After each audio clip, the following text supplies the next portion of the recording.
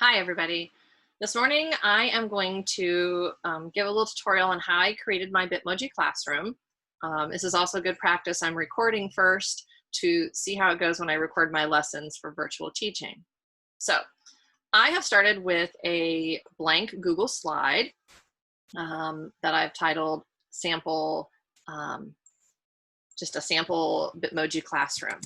I did that because I already have one that I've been working with, so I wanted to keep them separate. So I'm going to begin showing you how to insert the different pieces and parts, and I'm going to start with the background. So I am going to go to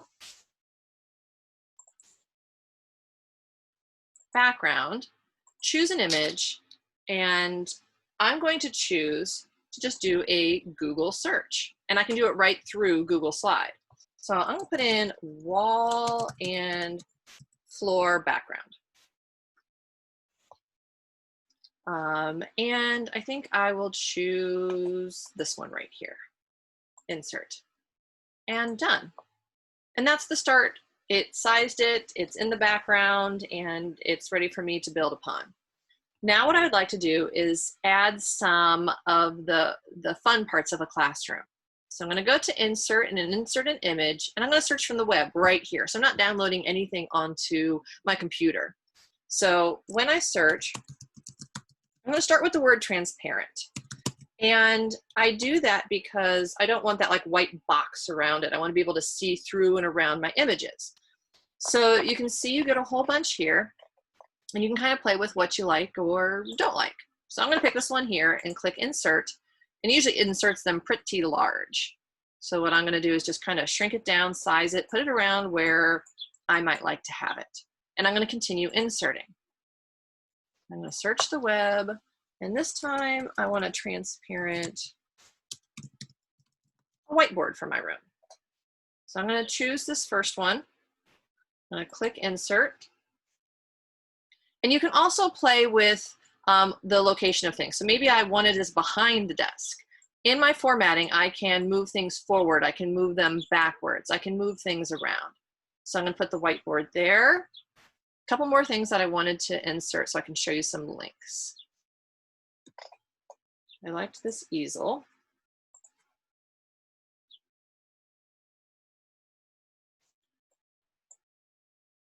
And two more things. I want to insert an image and search the web for art supplies. I want to make some links to contact me for the list of supplies that maybe they could use at home to create my projects. When you're creating this too, your images could be more clip art cartoon-like the Bitmoji. They could be realistic. It's kind of up to you what you would like the look of, what you want. I think there's a way you can even take a photograph, let's say, of your dog and insert that too. One more thing to insert. I am going to search the web for a boombox. And insert. The fun part, and hopefully I had tried recording earlier, my face is not covering up my toolbar for searching, but up in the right-hand corner is an extension. I already have a Bitmoji account. I've created a Bitmoji of myself, and I've created or installed an extension. So right up on my toolbar, I can click on this and all my Bitmoji choices come up. So the fun part. I like to put in sometimes just the word pose so I can see the different ways that my Bitmoji could be interacting in my classroom. I'm going to choose this one that I'm kind of pointing, and I'm just dragging and dropping it into my classroom. And that already shows up transparent. So there it is. There's one more thing I want to add. You can see everything on here I can click and move around. And I really don't want my kids or their guardians to be clicking, moving things around. I want it kind of fixed. But there's one thing that I do want to add. I'm going to add a text box right here on the easel. And in there, I'm going to type contact the teacher. And let me just play with this a little bit. I'm going to center it. I'm going to make it red. I'm going to change the font and make it a little bit bigger. All right. So I kind of like everything that I have. I could keep adding, I could change. But what I want is, I don't want, because I want to add some links, there to be more boxes that don't need to be there. So what I'm going to do is I'm going to go actually over to File, and I want to download. You can choose either JPEG or PNG image. And what that does is it downloads almost like a photograph of that into my downloads. And so I'm going to go to my Google Slides, leave that there, because that's like my master copy. That's the one that I can move and I can change and doesn't have to stay stagnant. But I'm going to open a new Google Slide.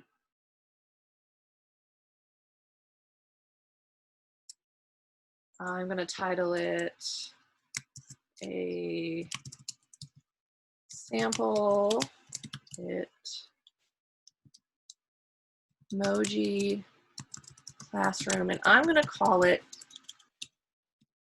Fixed. You'll see what I mean in just a second. So background, I like to, oh, not background, layout. Hold on a second.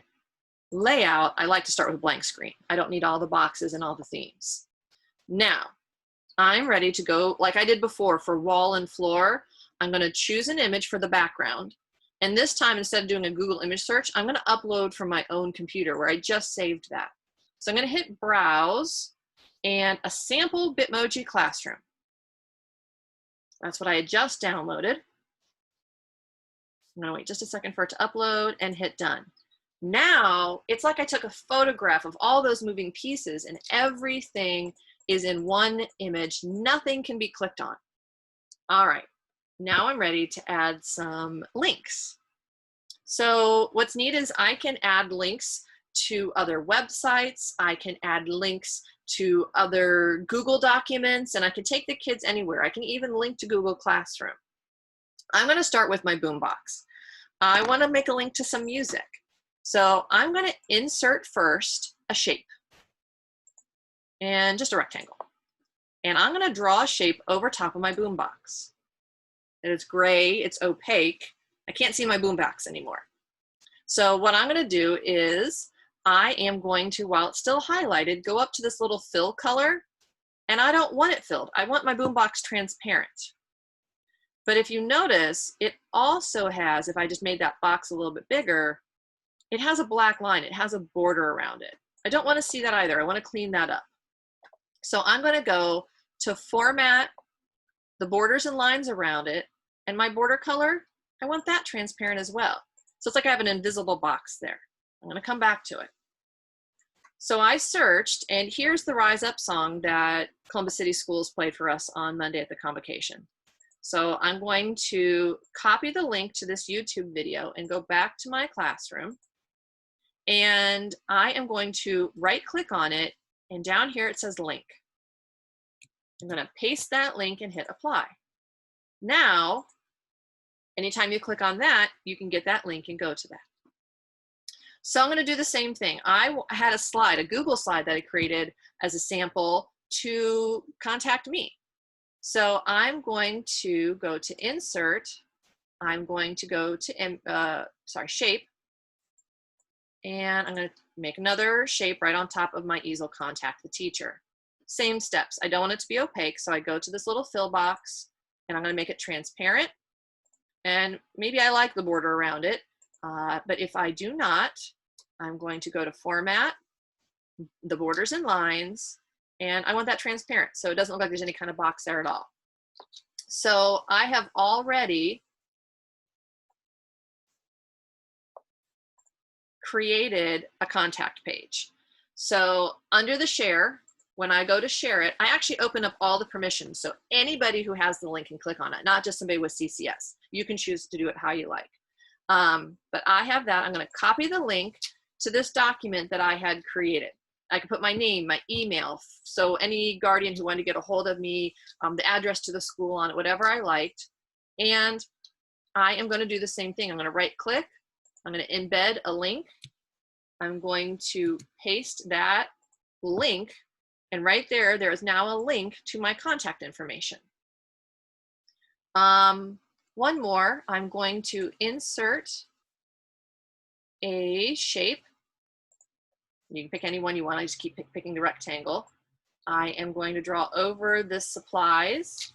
I am going to make it so it is transparent. I'm going to format the lines and the borders. I don't want any border color. I want there to be nothing there. So I'm going to hit transparent. I also made a sample supply list. That was a concern for me. What are the kids going to use at home? So I wanted to let them know some of the basics that they could use. Again, I'm going to share. I opened it up to the public, so anybody who clicks on it can see that. I'm going to get a link to this. And I'm going to put that link, right-click, link, paste that in, and apply. So there's lots of things you could do. I could link this to a website. I could link this to a book, an audio book, and have kids read on that, maybe a calendar. There's so many things that I could do. Now remember, if I ever want to change it, I go back to that master copy, move my Bitmoji around, add a calendar, add a clock, save it as a fixed, start again. And then what I'm also able to do is I created a Google site and I embedded this Google slide onto my site. So anybody who goes there can have more of an interactive click around feature. I could add this to my Google Classroom for the kids as well. So they can click on it and it's more interactive for their work each week. So I think the ideas of how you could use it are limitless. I just wanted to kind of show you what you could do and how the basics to get started and adding some links. I hope you found it helpful. And if you have any questions, just let me know. I'm happy to help. Thank you.